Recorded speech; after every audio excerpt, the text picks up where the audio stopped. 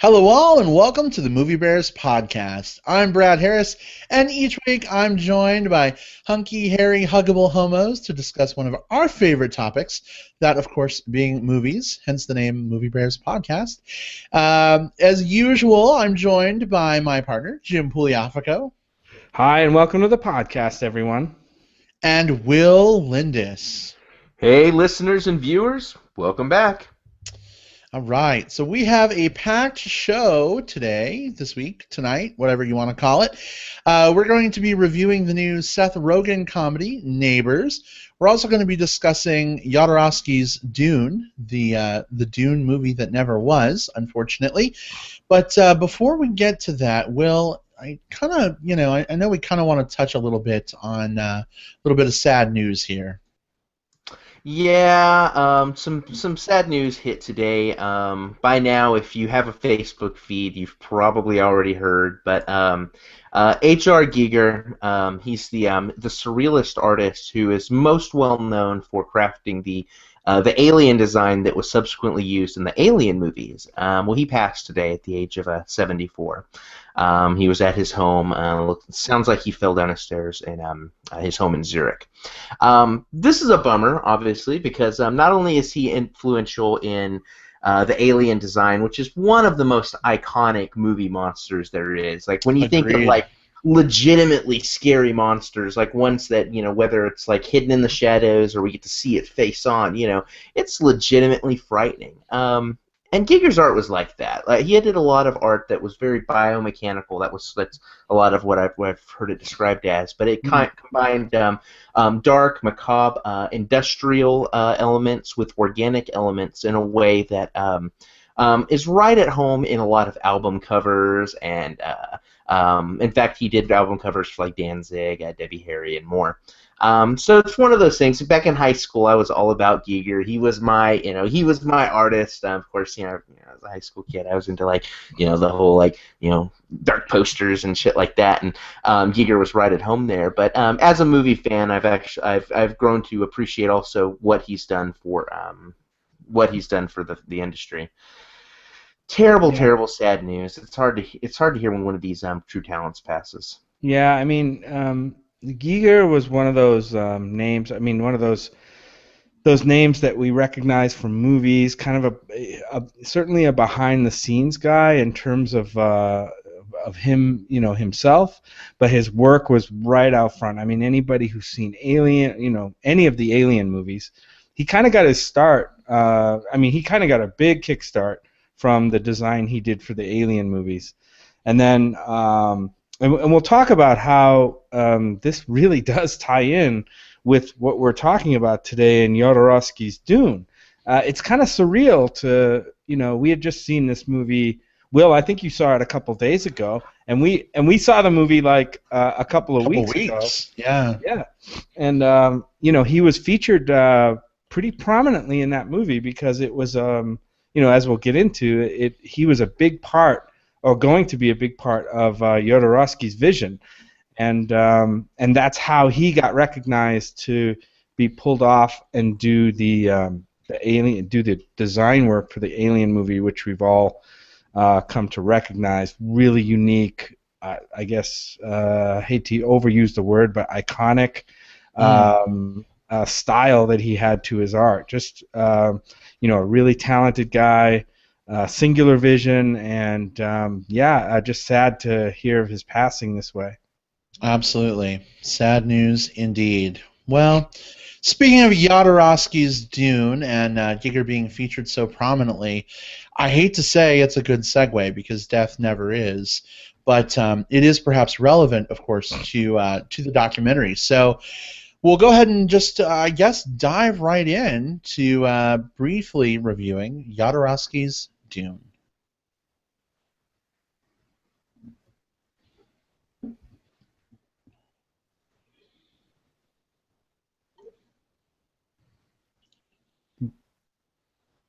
Nice. Strawberries and cream soda from Melba's Fixing. Take a look at Melba's Fixins. Take a look at that little old granny on the label.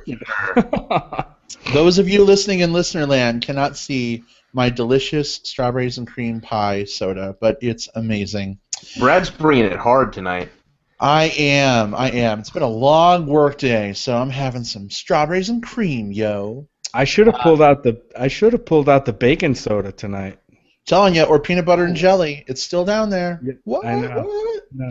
Peanut butter jelly time. Anyway, Jodorowsky's Dune. So this is an interesting documentary. Typically when we do these reviews, we're all like, for those of you who don't want spoilers, here's our recommendation. But it's a documentary. Like, you really can't spoil a documentary that much. I guess you could a little bit. So, I mean, if you're sensitive to, being spoiled a little bit on this documentary, if you've not seen it, you may want to, if you're listening live, you may want to come back in 10 or 15 minutes, or, if you're listening to the recorded show, just skip ahead using our handy-dandy time index. Otherwise, whatever we talk about, fair game, whatever the fuck. Jodorowsky's Dune, the Dune that never was. Jim, why don't you start us on this one, actually? What did you think of this film? Oh boy, I really love this film. I probably a lot of people who go to see this have seen the Dune, or read the Dune book, the original Dune book. I don't even know who it was written by, or seen the Dune movie that it was eventually made by David Lynch back in, I don't know, was it early 80s? Well, I'm not sure when the original, like when they 84? Yeah, I don't remember the exact release date. But anyway, yeah, this is a documentary about before the David Lynch Dune came to be. There was an effort, a movie-making effort put forth by director Alejandro Jodorowsky, and he's a visionary director. And this movie really explores his vision of what this movie was going to be. This was going to be his shining achievement. He had this huge, grand vision, which some may argue, and the movie maybe argues for a little bit, that the vision was actually too much for the movie industry to kind of withstand. But I just loved the look that we got at the passion of Jodorowsky and his vision. He brought in some amazing people. We talked about Giger, who Jodorowsky was somehow turned on to and brought him onto the project to do a lot of the artwork. Douglas Trumbull, who did a lot of the special effects for 2001, was brought into this movie at one point. Was it Dali? Was it Salvador Dali? Was going to be one of the stars in this movie.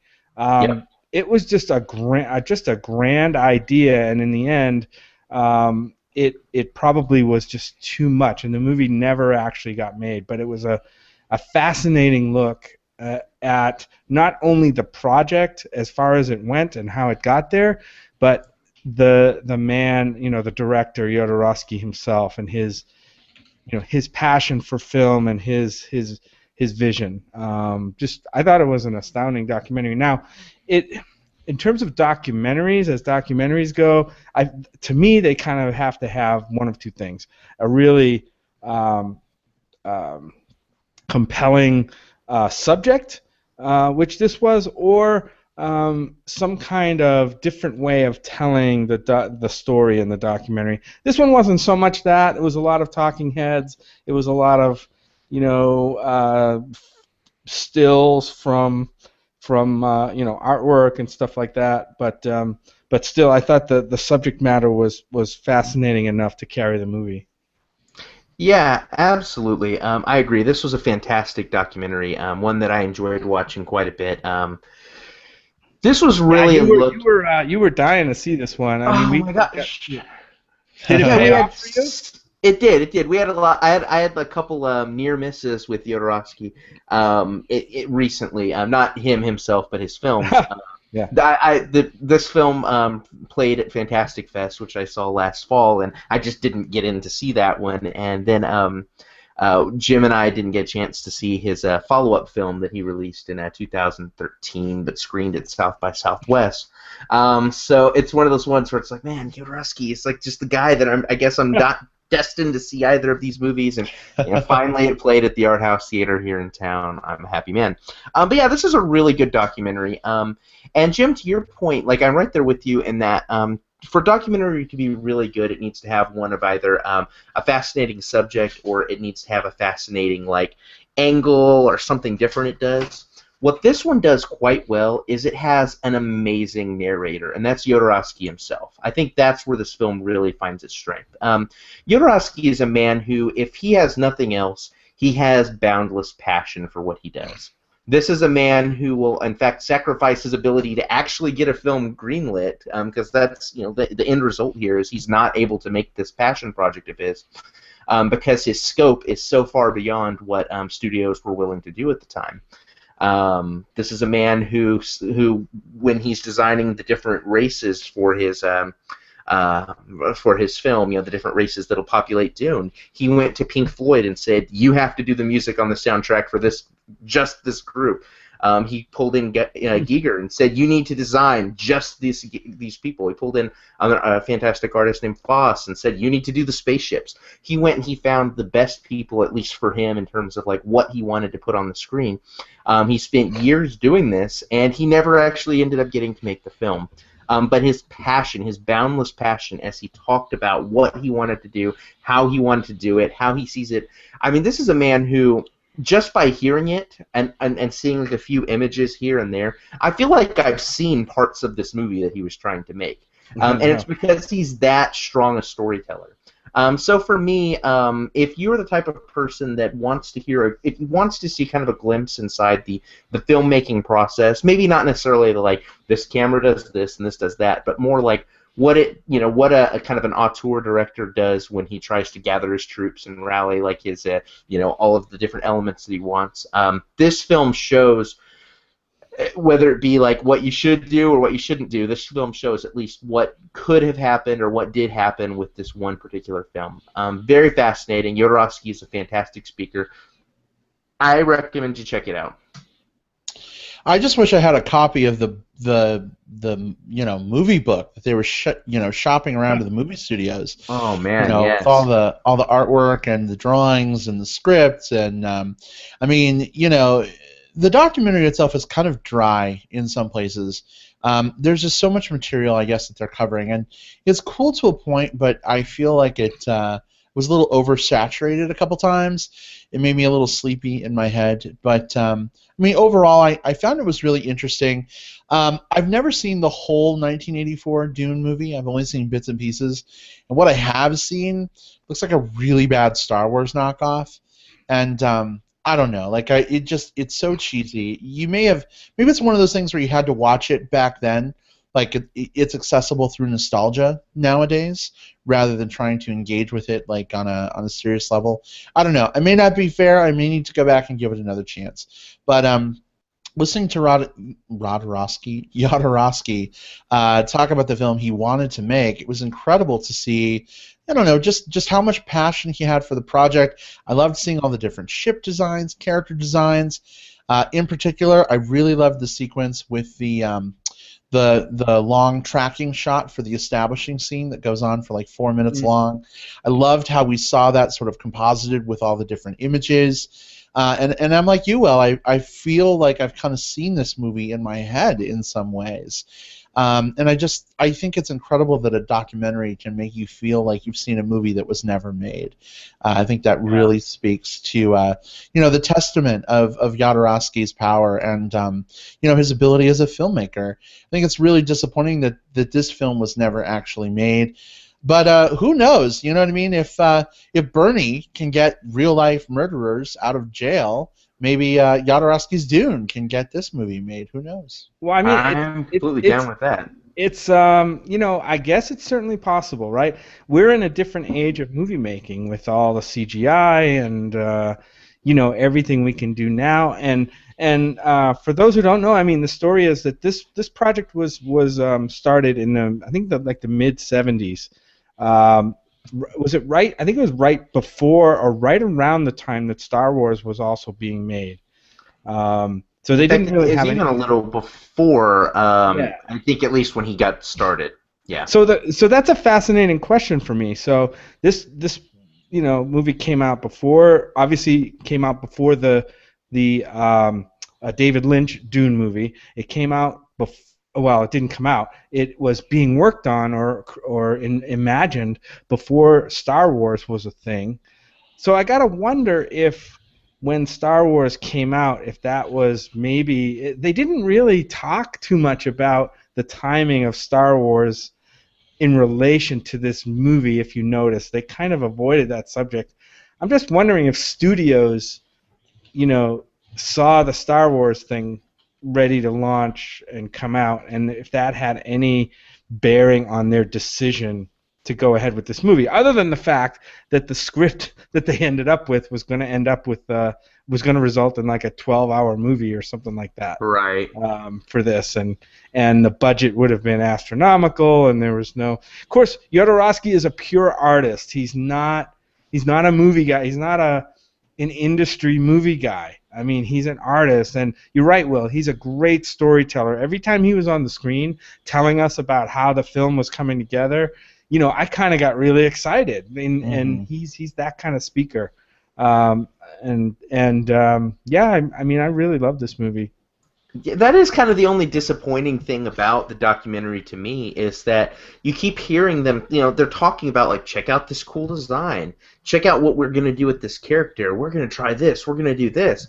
And in the back of your mind, you're thinking, well, this is a documentary about a movie that never got made. So I'm hearing all of these fantastic things that I'm not actually going to get a chance to see. So that's the disappointing thing watching it, is just kind of knowing, like in the back of your brain, heart of hearts, like, Yeah. oh, this isn't a real thing. This is perfect for today's way of movie making. I mean, people now don't think in terms of one movie. They think in terms of franchises. This certainly could be done as a modern day franchise. If someone were to take movie, take the storyboards and break it up into 3 movies, or 2 sets of 3 movies, like something like Harry Potter, where it's a long-term series of movies, could definitely be done in the right hands, I think. Wouldn't it be awesome if they did that and Jodorowsky was still around to see it come to fruition? That would be awesome. He planted the seed, right? Like in the film, he said, like, someone should animate this, someone should do this. He's kind of like begging some animator to come along and make this movie. Right. Well, I would say it would be awesome if Jodorowsky himself could helm this thing, maybe as an animated film.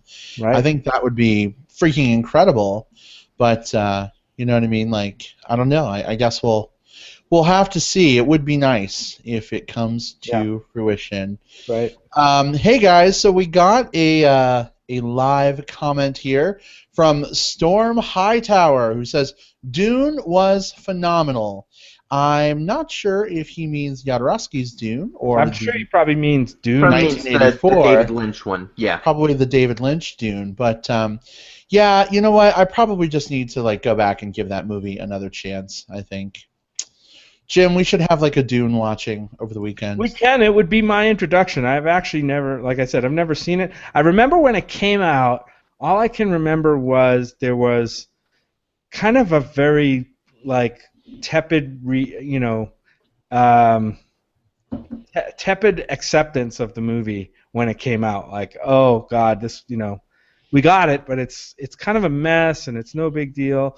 And I'm a fan of David Lynch's some of David Lynch's other stuff. So I would be, but I've never seen him do anything science fiction-y. I mean, we've seen Twin Peaks. I've seen, Blue Velvet and The Elephant Man, all great properties. But I can't imagine what science fiction would be like in his hands. So. Pretty interesting, perhaps. We'll have to go back and watch. Maybe there will be copious amounts of alcohol involved to ease the transition. I don't know. We'll see. That might a little feature with something like Flash Gordon or something like that, like those early '80s, like post Star Wars, sci-fi epic films. Just make it a theme night. Have some fun with it. There you go. Or Storm Hightower, who is a very handsome fellow, I might add, just commented that Sci-Fi Channel did a follow-up, Children of Dune. So maybe we'll have to have a double Dune feature. Yeah, we know how those sci-fis are. Hey, we like some of those sci-fi movies. Camel Spider. Especially when they star the utterly delicious Jessica Cameron, who's amazing. That's right. Friend of the show. That's right. True. Yes. Scream Queen Jessica Cameron. She's amazing. We love her. Jessica, if you're watching, we need you back. Come back. Anyway. Yeah, but listeners, if you see this movie pop up in your local art house, cinema, or if it does finally pop up on video on demand, I don't think it is right now, but it may be soon. Give it a watch, especially if you're any kind of a science fiction fan, which I think a lot of our listeners are. This is something, it's kind of a must-watch. Yeah, absolutely. These docs tend to hit video on demand really quick after they do their limited theatrical run, so you may see this one as early as within the next month or so.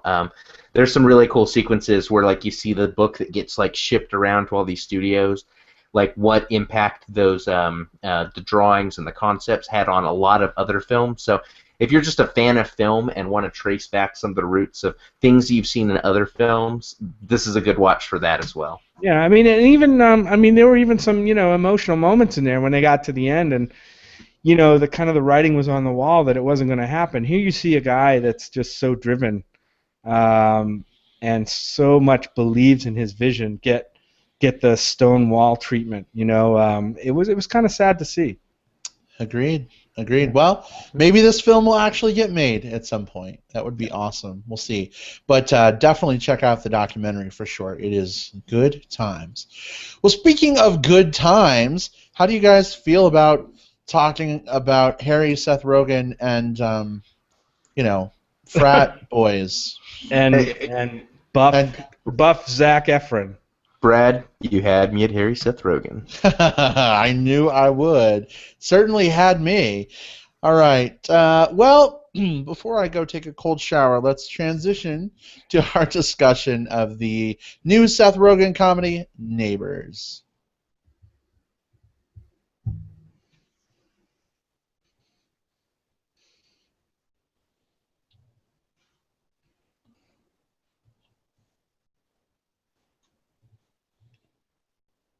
Ooh, pretty.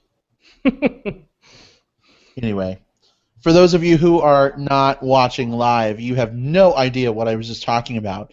So you should really go to our YouTube channel and look at the live stream recording of this episode. Skip in about 24 minutes and you can find out what I was just holding up on camera. Hint, it looks like a butt plug, but it was sparkly. And if that doesn't have your attention, I don't know what does. It's a sparkly butt plug. It's a sparkly butt plug. All right, guys. So, as usual, we'll kick this off spoiler-free. We're going to give our recommendations on whether we like this film, whether we think you'll like it, whether you should see it in theaters, wait for it on rental, skip it, blah, blah, blah, blah, blah.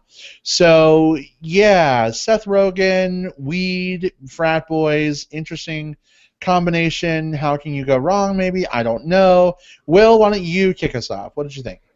So when you're talking about a comedy, you tend to have different rules than you might have with like a horror film or a drama or a sci-fi epic. You have to rate each one using its own set of criteria. And for me, when you're watching comedy, there's really only one litmus test. Is it funny? And for me, Neighbors was really funny. Surprisingly funny. I ended up enjoying this film a lot more than I was expecting to. Part of this is because of the director. This is director Nicholas Stoller, who's the same guy that brought us Forgetting Sarah Marshall and Get Him to the Greek, two other films that kind of walk the line between the raunchy humor and also bringing some poignant humor in and kind of grounding it in enough places so that you kind of feel what the characters are going through while they're going through these wacky, zany things. He brings that same energy here. He also brings it with a cast that is perfect for this film, and it's hard for me to say like Seth Rogen, Zac Efron. These are the perfect casting decisions because these are two actors who I've not said that about often. But this is a film, and we'll talk about the specifics and spoilers. But this is a film more than anything else that's about kind of like learning who you are as when you're in those transitionary periods between like one stage in your life and the next, kind of like as you get older, like what do you do next? And we've got Seth Rogen, a guy who, if you had cast this movie 3 or 4 years ago, he would have been, instead of the one of the two married couple who has they're having to deal with the frat boys next door, he would have been one of those frat boys next door.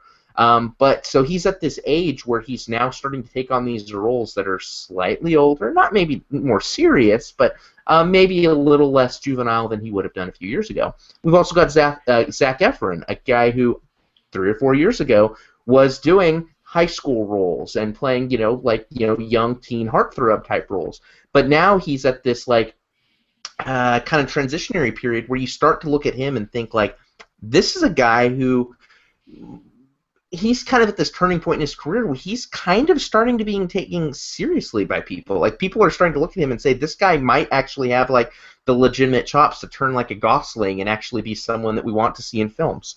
So, was this movie poignant? Did it give me a lot of the feels? Yes, it did. But aside from all of that, was it funny? Yes, it was. I laughed a lot. I actually ended up seeing this one twice, and a lot of the jokes worked just as well the second time, so that was good for me as well.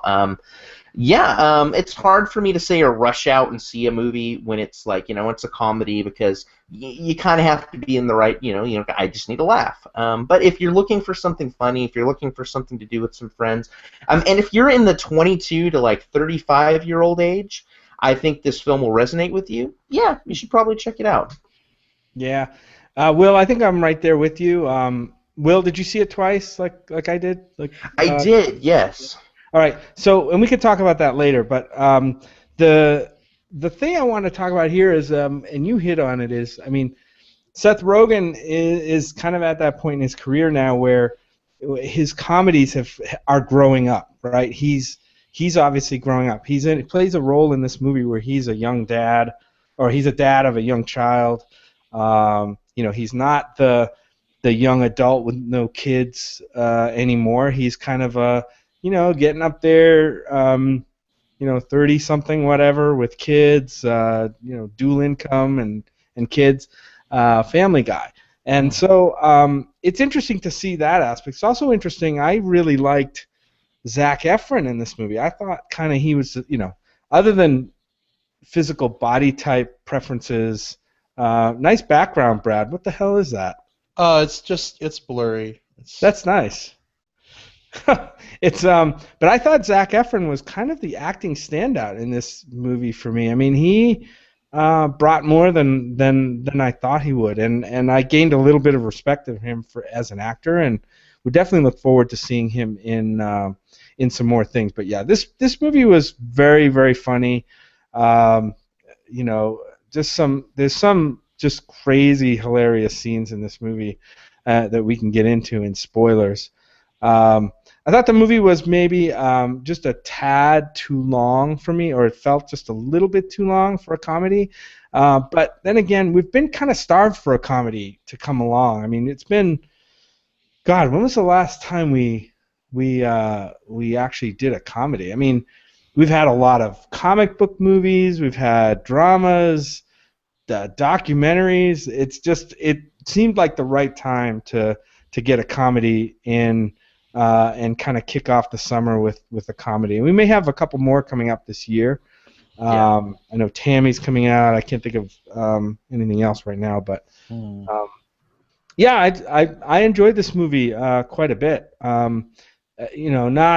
It never really reached it won't be a classic comedy like Animal House, that kind of comedy, which was kind of similar in terms of its storyline with the frat and just the hijinks that goes on with the frat aspect of it. I didn't think it was quite in that on that level of quality of comedy, but I'd say it was a half a step down, and it was still a lot of fun to go see the movie. I think it's a great movie for just you want to go out and have some fun and have some laughs.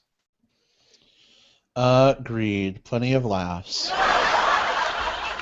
Nice. Thank you, Google Hangout sound effects. They're brand new. I just saw those. There's all kinds of cool stuff in here. We got to see a lot You of. shouldn't have told me that. We got to see a lot of Seth Rogen man flesh. We didn't get to see as much of Zac Efron, unfortunately. Uh-oh. Brad's got a new toy. Oh my gosh. But you know what though? Honestly, like I have this love-hate relationship with Seth Rogen. Pretty much hated every movie he's ever been in until I saw This Is the End last summer. And really, really loved that movie. It was really good. Kind of turned me around a little bit. But watching the previews for Neighbors, I was kind of like, I don't know about this. It looks like a typical Seth Rogen, like, it's probably going to be another weed movie, and that's fine. It has its place, But so going into this film, I was kind of like, well, I don't know. But I know you guys saw it at South by, and heard some good feedback from Jim. And so I was looking forward to seeing it, and I was pleasantly surprised. I enjoyed it. I mean, I would probably give it a B-. I don't think it was anything, too crazy good. But it made me laugh. There were some good beats in it.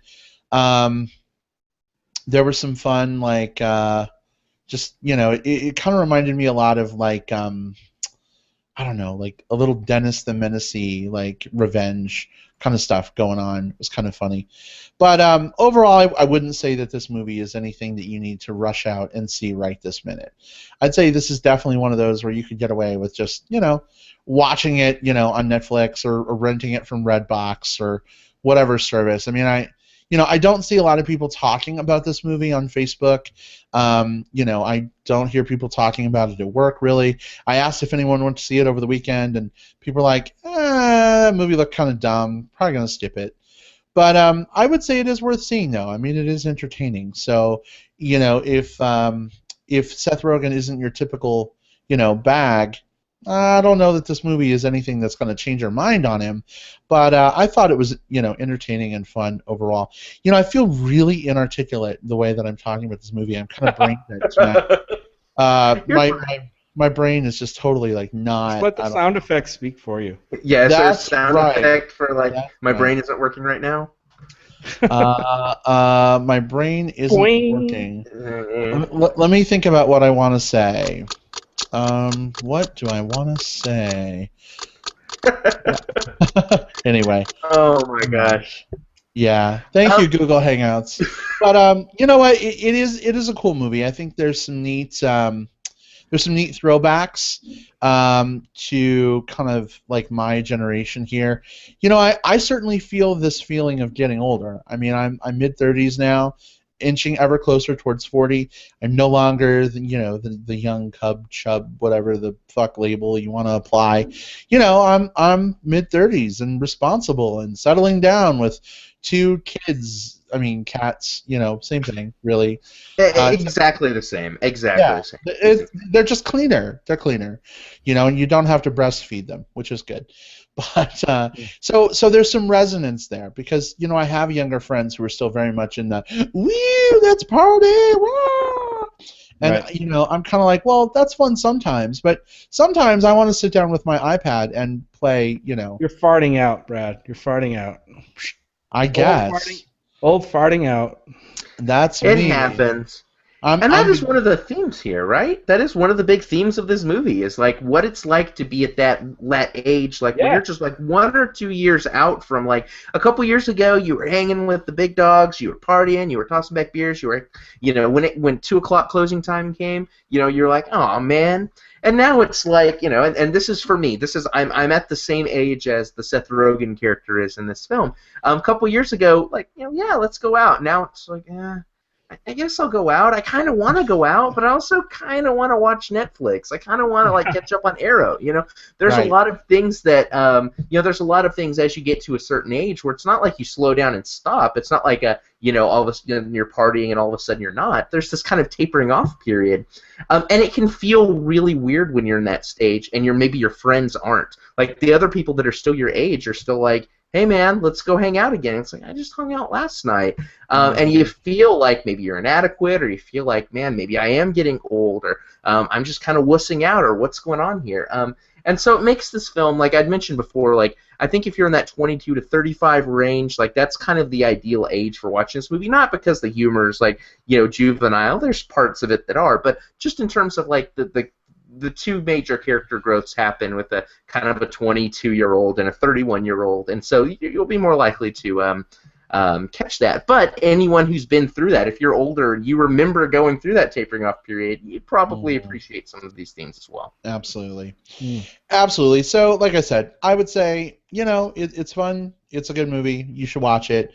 Perhaps. But I wouldn't rush out and see it in theaters.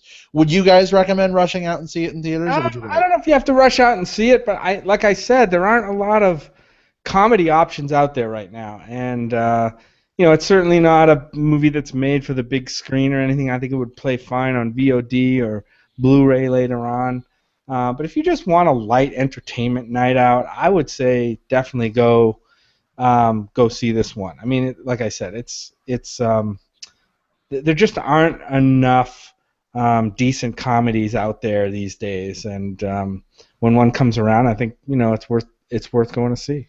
Yeah, I'm right there with you. Like, it's easy to recommend, like, hey, this sci-fi movie you should see on the big screen because of this or that.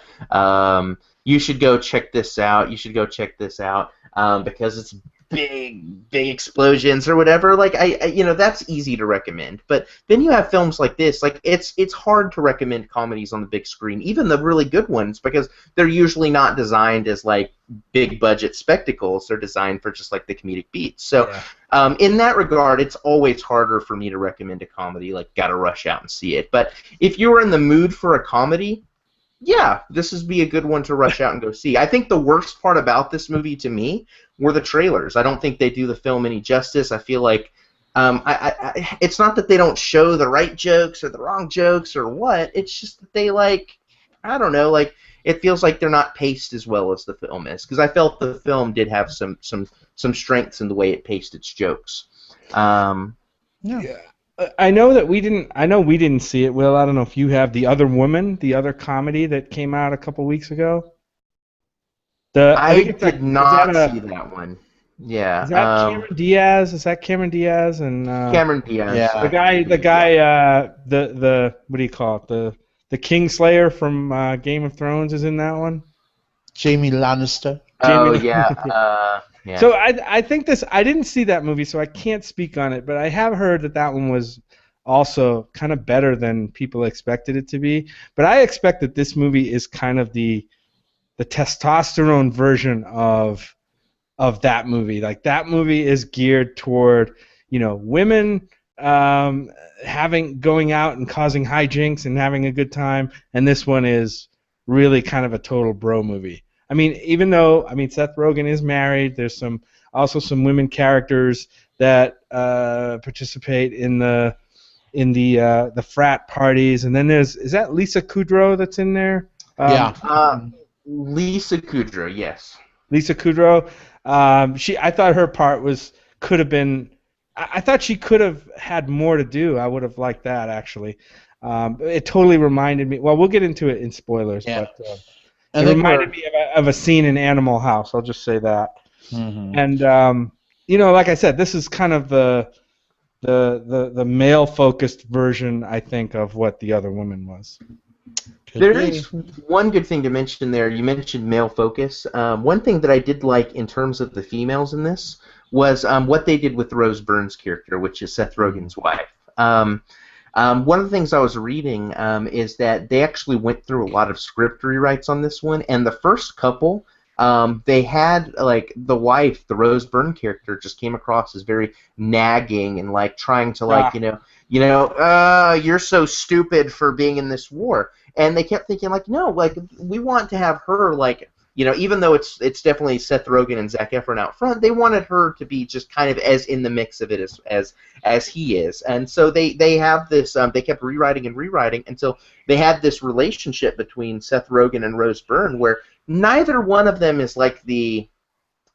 You've seen that sitcom trope where it's like you've got the dumb, chubby male, and then you've got the really smart, attractive woman who puts up with his bullshit. He's trying to relive his youth, and she's trying to hold him back. Mm-hmm. She's too wise, but so she becomes this kind of like she becomes an obstacle or an anchor as opposed to like a comrade or a partner. And in this, she is the comrade, she is the partner, she's right there in the mix of it with him, and it lets us see Rose Byrne, who is She's done comedies before. She played the she was in Bridesmaids as the one competing with the Kristen Wiig character over the Friends Affections. But I think that she was overshadowed by a lot of people in that film just because you did have Kristen Wiig, you did have Melissa McCarthy. In this one, you have her. I think she holds her own, and I remember taking notice of her and thinking like I want to see more comedy starring Rose Byrne.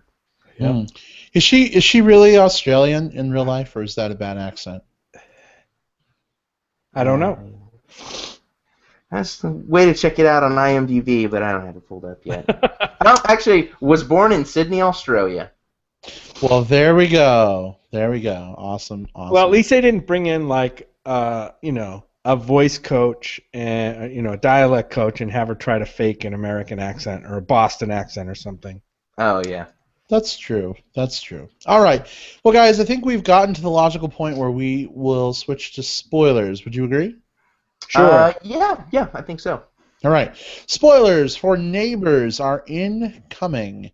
If you dare to stick around, we'll be spoiling the crap out of the plot of this film.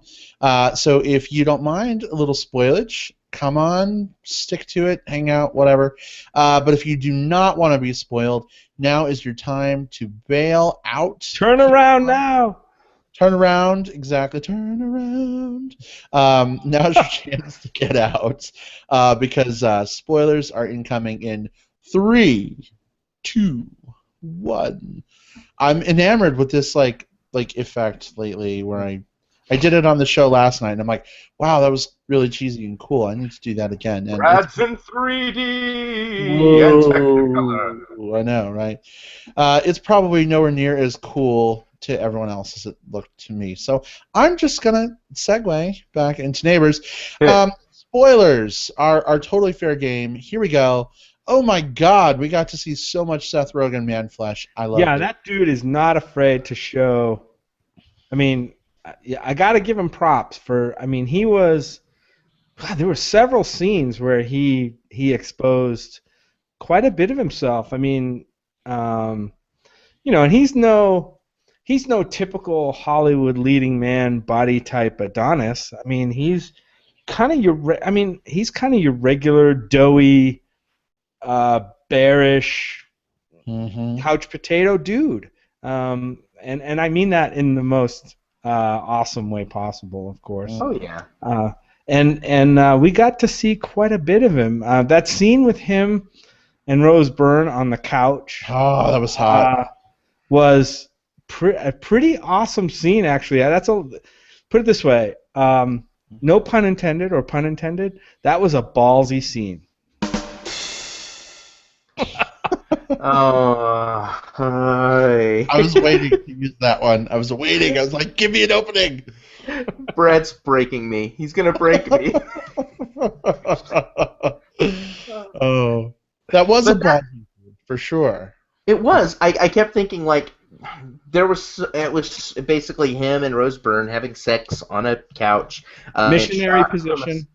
From a side angle, and it was such that, like, if you had turned the camera a couple degrees this way or a couple degrees that way, we would have seen, an appropriately increasing amount of Seth. I would have been fine with it, but it was such that, like, if there wasn't a lot of room to play with the camera work. They had to shoot that just as it was.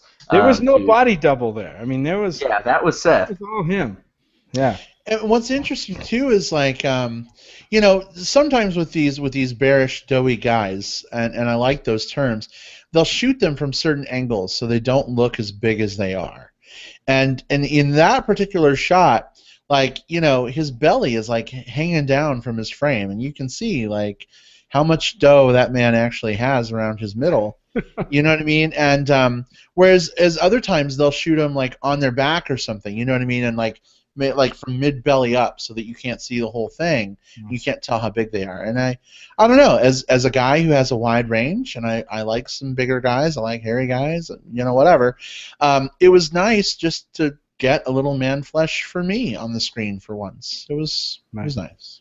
Yeah, I And appreciate it. it was also nice because the scenes where he was shirtless or pantless, but from a side, except for one at the end that was played tastefully, they didn't use that as his body being the punchline. He happened to be naked or pantsless because he was in an intimate scene with his wife, and the punchline was that all the frat boys came and were kind of spying on him and disrupted this intimate scene, or things like that. So it wasn't that, you know, you could have shot that exact same scene with the same joke, the same punchline, if you had like an Adonis, you know, like a muscle bodybuilder or what have you in that same role. I like that they didn't go to the well. The only time they really play the and we're in spoilers now. The only time that they really play the like his body frame for a joke is in the kind of the epilogue to the film where he and Zac Efron are both shirtless, hanging outside of Abercrombie and Fitch. But even that's still like kind of tastefully and comedically done. Like it's not like, oh, I'm such a sad sack of shit. You know, it's just like, hey, look, we've got different body types. I'm just saying, if they had more Seth Rogen standing out front of stores, I'd do more shopping. Oh yeah, I would too. Yeah. I mean, this movie, I mean, getting back to the point where this movie didn't shy away from showing a lot of Seth Rogen. I mean, the first scene of the movie is him and Rose Byrne going at it in the baby's room or whatever they were doing. I don't know. While the baby creepily watches with her creepy eyes of creepiness. Right. Which I thought was kind of a cute scene, and you know, set the tone and gave us some naked Seth right off the bat. Yeah. But it did set a really good tone. Like the very first scene is we're still a young couple. We've just, you know, we're just kind of like we're about to get it on, and oh, now we've got this newborn baby. So we've immediately set up like this is a nice couple. They love each other. There isn't a power imbalance between the two of them, which a lot of films would play up. Like we talked about before in the pre-spoiler section, but you've got this kid that has dramatically changed their lifestyle. That sets the theme for the whole rest of the film. And they do it so well in the first scene without having to like have like a voiceover. Things were fine before, but then we had a kid. Like they dropped us in, they showed it to us instead of told it to us, and we're able to, you know, just to learn about these characters and follow along with them. Yeah, I mean, if there's one knock I have against this movie, and it is a comedy, and it's right up Seth Rogen's alley, this kind of character, is that we've seen this Seth Rogen character now, you know, time and time and time again. He definitely has a shtick that he does in these comedy movies, and it usually revolves a lot around smoking weed, you know, getting high, just having a good time. He's kind of a good time Charlie. And not for this movie, but I hope that we get to see Seth Rogen take on some roles in some other movies. If you guys remember 50-50, Yes. Joseph Gordon-Levitt, he played Joseph Gordon-Levitt's friend. I thought he was, I mean, that gave like a whole new dimension to him, kind of like what Jack Black did in Bernie, you know. I like to see when actors go outside of what's expected of them and see what they can do, and hopefully do good things. And I know that Seth Rogen has it in him from 50-50, so I hope we get to see more of that. So that's you know, and that's not a knock really against this movie. You didn't want a different character in the role for this movie. You definitely wanted the Seth Rogen, but we definitely got a lot of that. Yeah, and I think that's why it kind of worked for me, is because this is the role that Seth Rogen's played. And this character in this film was like the Seth Rogen who used to do a bunch of drugs, who used to drink a lot, but now he's got this kid, now he's got this wife, and now he's got these other responsibilities, and he's trying to balance them. So it felt genuine, like when he does these, like when he gets kind of like, goes a little too buck wild at one of these parties and ends up like staying there until the sun comes up and then checking in on the kid. You don't feel like it's like, oh man, why would he do that? You feel like, oh, this is what this guy's used to, and he had a flashback to what he was doing just a couple of years ago. Like this isn't like this is a guy who did party. This is a guy that did do these things. It felt earned in that regard. Flashback to the Pineapple Express, Rogan. Yeah, yeah. Right. Yeah, definitely. Go ahead, Brad. I was just going to say, speaking of that wild night, what did you think of the sword fighting when they were peeing in the fountain? I thought it was a pretty funny scene. I mean, there was a lot of that kind of. I don't know. It was kind of it kind of gave me a vibe. That was a part in the movie where the Seth Rogen character and the Zac Efron character, who plays kind of the head of the fraternity, are in kind of a bonding phase. It's kind of like late into the party. They've been partying all night, getting to know each other for the first time, and they're kind of having this broing out moment and they start peeing and crossing streams, and it was kind of touching, but in the same time it was like, okay, where is this going? Like, is this really going to go where I think it might go? And it didn't really go there, but it could have easily gone there with a couple of winks or something like that, where there was there was a little bit of homoeroticism in there, and I appreciated that. They didn't make light of it, and they didn't dismiss it. They just kind of skirted the edge of it.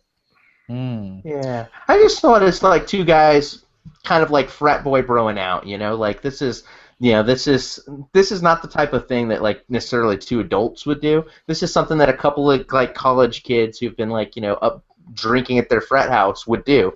And Zac Efron's character is obviously in that mold. That's who he is. That's who he is in the role. And Seth Rogen like feels connected to this world again. Like, hey, I'm back. I'm young. This is me. And so he has this like bonding moment. There's a lot of chemistry between not just between the characters, but I think between the actors as well. Seth Rogen and Zac Efron are good on screen together. There's like, you buy like this whole like bromance gone wrong type thing that the film evolves into, which again I was not expecting from Zac Efron. I was totally expecting this to be the Seth Rogen is the good guy, Zac Efron is the bad guy, good guy versus bad guy. We like this guy versus the dick type relationship, and instead the filmmakers, to me, correctly made both sides kind of good, kind of bad, like just very fleshed out people with little foibles. Like, you don't feel as though like the frat boys were the bad guys. They were certainly the antagonists to Seth Rogen and Rose Byrne's Sleep, but you got a lot of touching scenes with them kind of talking about like, hey, we're growing older too, and hey, there's a character in there played by Dave Franco, who I think is one of the unsung heroes of this movie. He was I came down a little hard on him in the in our Warm Bodies review. I loved Warm Bodies, but I did not think. I remember that. I did not think he did very well in that compared to the rest of the cast, and I did not like him when I saw him in the final season of Scrubs. He's been one of those guys who did not click with me, and here I thought he was a scene stealer. Like, a lot of times when he was on screen, he had my attention. He was the one doing the funniest bits, or maybe the most dramatic bits. I thought that he was a guy that I'm paying attention to him now. I definitely want to see more from Dave Franco. Yeah, I definitely agree. Some of the scenes, maybe about 3/4 of the way through, between Zac Efron and Dave Franco, I thought were really good, and I think provided some of that emotional. The more emotional moments of the movie for me, and it really worked. I was blown away by both of those guys. I thought they did the acting on that side was really good. Definitely Efron could kind of turn it on as a real like as a real musclehead dick when he wanted to. Yeah, and for he sure. did that a couple of times, and it was really powerful, and it worked. And kind of like, a guy his age is going to have that kind of emotional immaturity going on, and That bravado. he definitely he definitely tapped into that. That thing where you waffle back and forth between the mature, almost adult, and the immature school kid. You know what I mean? I think he did a really good job there. I agree, definitely.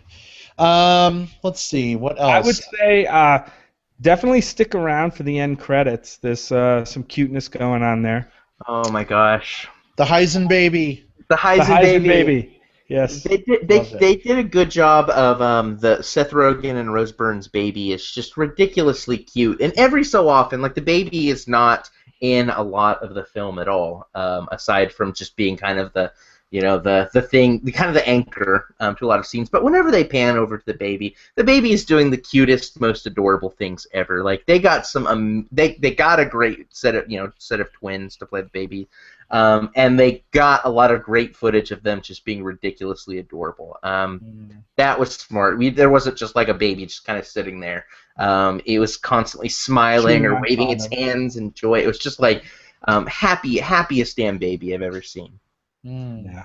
I'd have to say the comedy highlight for me, like the most what the fuck moment in the movie is the baby chewing on the condom scene. Oh yeah.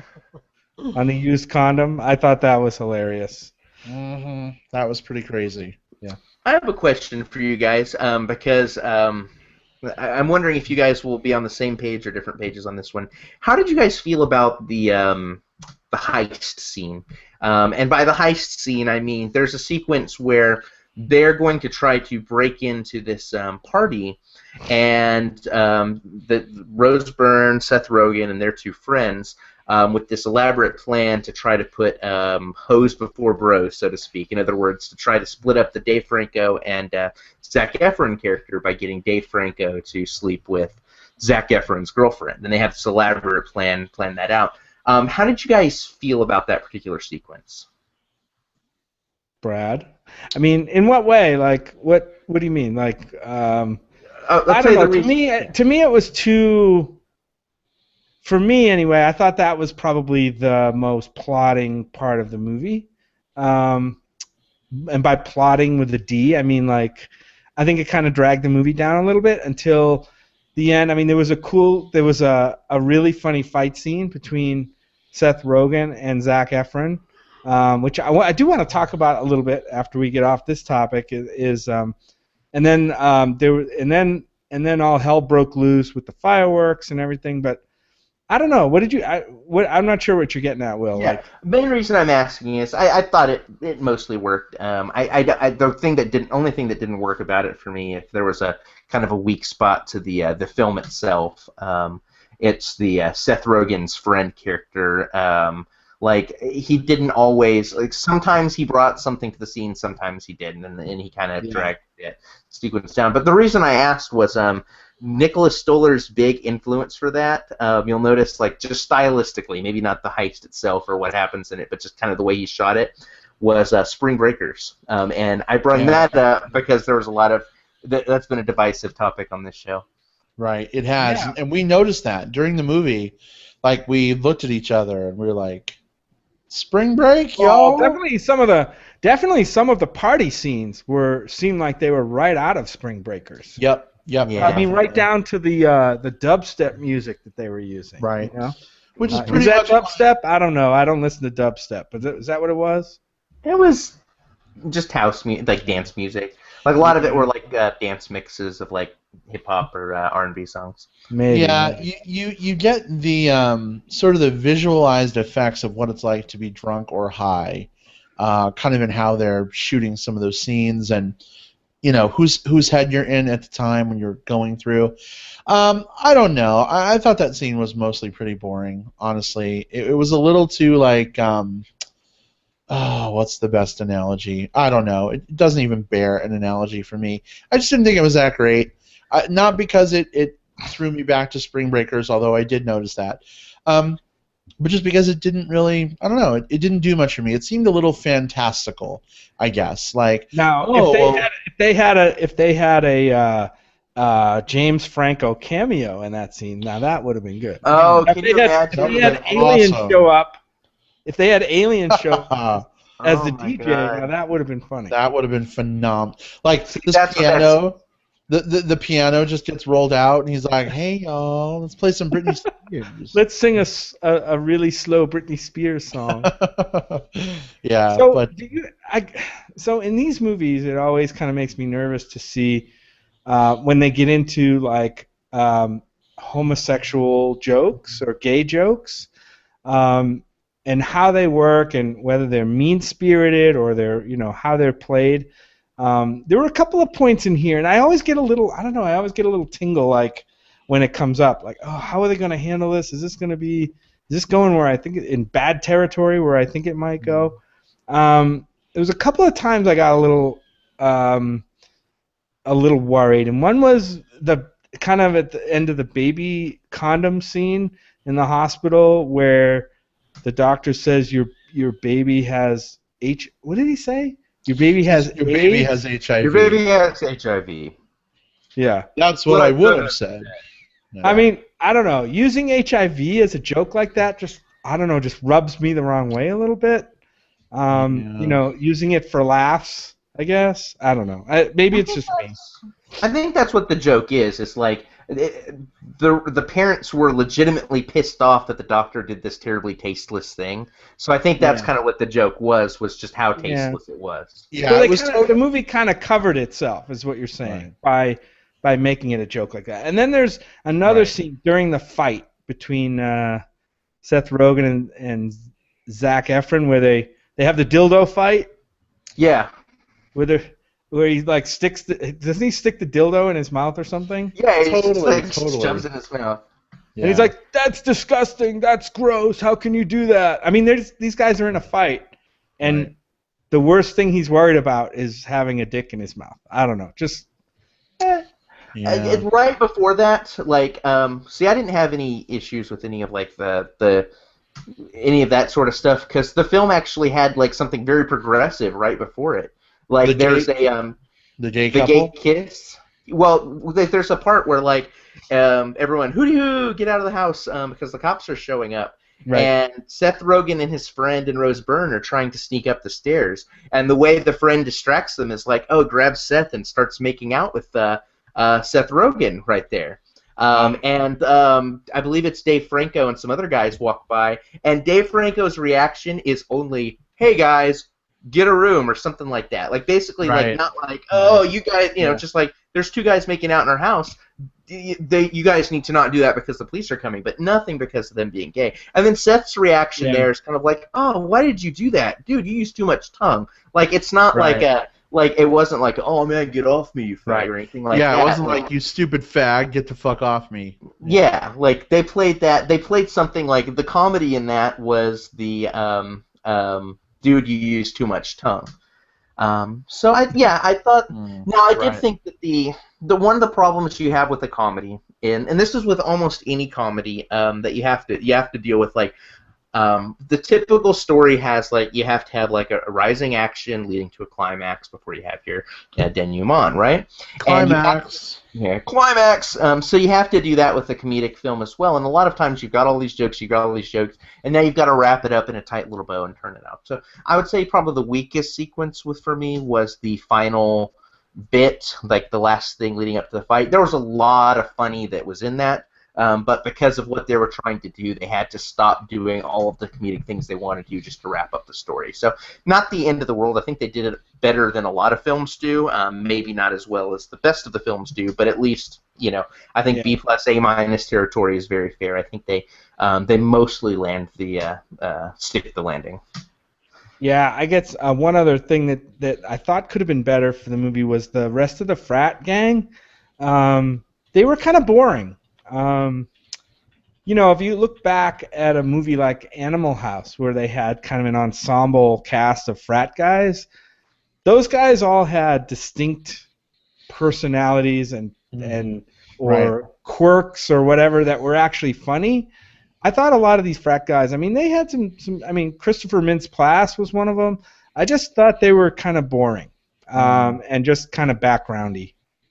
But at least we got the scene where they're all cloning their dicks to They sell. all cloned their Yeah, dicks. that's the pubic hair joke. Yeah. Which, by the way. Oh yes. God, you can tell it. No, you tell it. You Nope, start. you tell it. You got excited. You tell it. So we were in a let's just say an adult toy store over the weekend, and sure enough, what did we see right on the counter was one of those make your own dildo kits that they were using in the movie to make the dildos that they were selling for a fundraiser. And oh, by the way, in the movie they must have sold a lot of dicks, because didn't they make like $10,000? They made like $10,000. That's crazy good money. Those molds. I had a friend who. I had a friend. This is literally not me. No, his wife was in the military, and so he wanted to send her like a present, and of course, turns out you can't do that. But he still got the kit, made it, and all that. But he had this mold left over, and so he went and he made these he got like chocolate, and he would make little like chocolate on a stick, like from his dick. I thought that was one of the best ideas ever. Wow. So yeah, dick on a stick. That's one of the things you can do with the dick mold. Gotta love the. We got the name of the episode down now. Dick on a stick. Oh boy. It's a little bit. It's only slightly better than Jodorowsky's Neighbors. Yeah. Yeah, I'm sure Facebook will love if we post. Oh, that's a good point. Oh, we're sorry, Brad. We couldn't post this. Ugh, they're so lame sometimes. Like seriously, they don't like the word douchebag. Like a few episodes ago, when we had our great spoiler debate, we're like, "Are you being a spoiler douchebag?" And Facebook is like, "We don't like that word, Brad. We won't let you post this on your wall." Is that what it was? Yeah. It was the word douchebag. They didn't like the word douchebag. Douchebags don't like the word douchebag. It's one of my favorite words. I don't know why they don't like it. Yeah, they don't want anything that's inflammatory or name calling, and I think the biggest problem is sometimes like it'll flag a post, and even if you fix it, it'll take forever for them to unflag it. Right. Yep. Definitely. All right. Well, final thoughts on Neighbors. Anything else? I would just say, who played the cop in this movie? I don't recall. That one guy who did the thing in that he's one obviously movie not an actor, right? I don't think he's an actor. Well, let's see. I just know he just came off as really funny to me. Hannibal Buress. Hannibal Buress. That guy. That's right. Why didn't I remember that? Football player? No, he's the guy that played the cop. He's he did some stuff on like Saturday Night Live, did some voice acting. I'm totally like I don't just naturally know this. I totally have his IMDb up in front of me, so please don't think I know a lot of things. But no, I mean he's one of those guys who he was in like multiple episodes of 30 Rock. He's a recurring character on Broad City. He's one of the voice actors on Chosen. So he's one of those guys who has shown up in a lot of more television things. I'm not seeing a lot of film roles for him here. But he's just one of those guys who I think is just a good supporting cast member of things. He's best known as a stand-up comedian, I guess. Yeah. But anyway, he did a great job because he had me totally convinced that he was like this non-actor cop. Like he was so authentic. Just the typical local yokel cop that had been on the beat forever, and I just thought he was one of the funniest parts of the movie for me. Indeed. All right. Well, I have a fun announcement. Are you guys ready? Yes. Fun announcement time. Let's do it. Fun announcement. Here we go. I don't know. That one or... No, that's after the fun announcement. Oh, right. Let me do that again. Here we go. Fun announcement. Here we go. A couple months ago, we announced that we had about 40,000 downloads on the show. I was doing some numbers today, and we are up to 56,000 downloads. Oh, wow. Yay. Nice. That's pretty awesome. I mean, to jump like 16,000 downloads in just a couple months, just speaks to just how much we're growing. Every week. It's kind of crazy to see how many new people are hopping on board every week, and That's good to see. yeah, for sure. Keep it coming. Keep it coming. We can handle it. Yeah, just want to take a moment to thank you guys so much for spreading the word about the show. We're seeing a lot more of you like posting about the show on your walls, sharing episode links. We really appreciate that because it's helping a lot of people find the show that otherwise may not have stumbled across it. You guys rock. Thank you for doing that. And I don't know, guys. I have so much fun doing this show with you guys. Never do it, because I think people are going to listen to it. I do it because it's fucking fun. But it's pretty cool. Yeah. I would do this if we had like one listener each week. Like I just enjoy chatting about movies, chatting about things, but it's been cool. Like as we've had more and more listeners, I'm seeing more and more different faces and voices engaging and interacting with us. And I love hearing people say, "Hey, I love that movie too," or "Hey, no, you're full of shit. I thought that was awful." Like I love hearing. Like I want to hear back more from you, listeners. If you like the movies that we talk about, or if you hate them, like I want to hear your thoughts. And if you're available, when we do our live stream recordings, come join us, share your thoughts.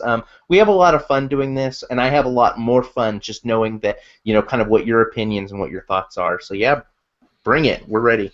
Absolutely. I hear from more people all the time who are listening to the show. I even had a couple ask me about the T-shirts. Like, when are you guys going to give out more T-shirts? I'd love to get a T-shirt. And I'm like, well, get on iTunes and give us a little rating or review. Actually, we need to probably think about resurrecting another contest in one of the upcoming episodes. I think so. That's a good idea. Especially now that we have a timer sound effect. Oh, I still have a box of T-shirts too. So that's true. Got to get rid of that so we can print the next design, the next edition. That's right. I'm wearing my T-shirt right now. For those of you who. Oh yeah. Yeah, check it out right there. You could have that if you maybe give us a little iTunes or Stitcher review love, guys. That would be awesome. Give us some ratings. I wore mine to Neighbors. You did. I did too, actually. How about that? Well, I'm wearing mine on the air of the Movie Bears podcast. How meta is that? You're wearing yours talking about Neighbors. I know. I'm totally meta. I'm meta'd out. Anyway, all right. Well, let's move on. Let's move on to some quick plugs before we wrap here for the week. Let's see. Jim, what do you got for plugs this week? Oh boy. I saw.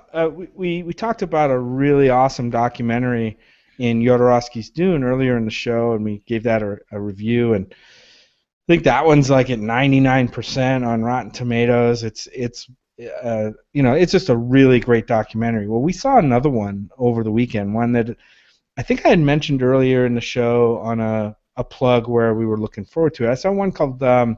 We saw one called Finding Vivian Maier, and this is a documentary about a woman named, amazingly, Vivian Maier, who was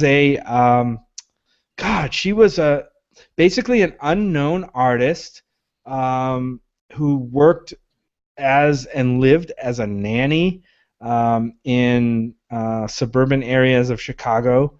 And everywhere she went, she took her camera and took these amazing, amazing photos. And so this is a story about she didn't get discovered until some dude went to an auction and ended up he was doing some historical research, and bought a sight unseen, basically a box of negatives and undeveloped film by this person. He had no idea who it was, for like $300, and he went through it and he started discovering how awesome her photography work was, and there were just some stunning works that she's done. And since he's discovered that, just very shortly after she died, he's been on this quest to find out who this person really was, what made this person tick to take all these pictures, why she apparently did everything she could do to stay to keep her identity hidden, and never really pushed for publication or notoriety of her photography. Just an astounding documentary. The documentary itself, was directed by this guy John Maloof, who's the same guy who bought the box of negatives and photos.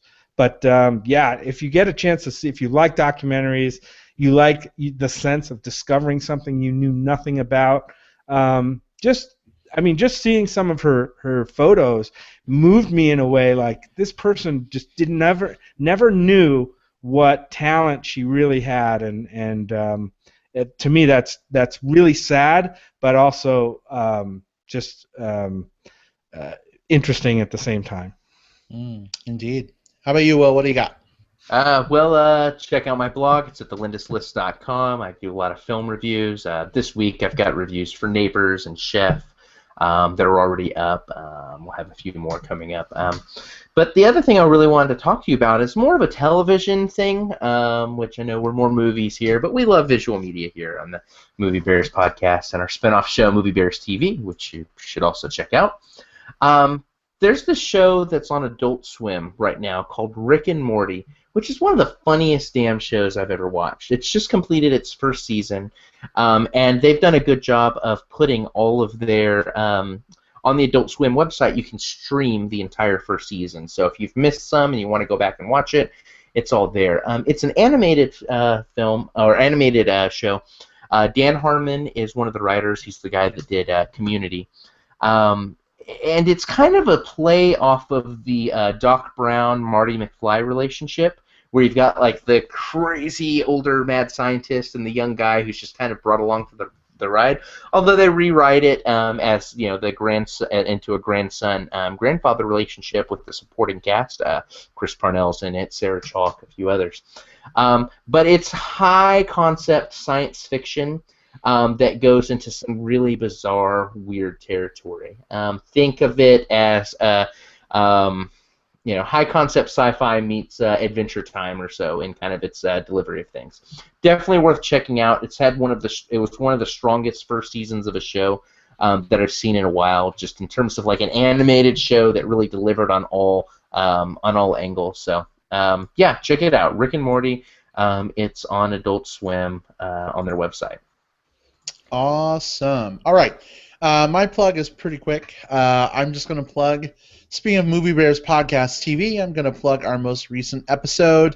It is up on iTunes and Stitcher. Of course, the live stream recording is on our YouTube channel as well. Had a fun show this week. We caught up on everything happening with Game of Thrones. We dished a whole lot of Survivor strategy, and we talked a lot about the shows that are renewed, canceled, or new for the next TV season for 2014-2015. So it was a pretty fun show, and Casey Scott could unfortunately not be with us this week, so Will Lindis stepped in. Will, thank you for joining us. That's right, and we had a lot of fun having you on, Will. So it's a good show, a lot of fun. Check it out, guys. Otherwise, I think that's it from the Movie Bears podcast this week. Yes, guys? We good? We wrapped? Yeah. We're set? I think we're good. Alrighty. Well, thank you so much for joining us, guys. We totally love you, for sure.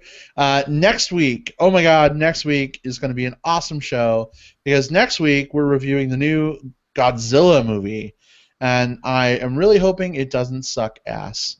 But it looks pretty good, so I'm excited. Yeah, I know. Yeah, for sure.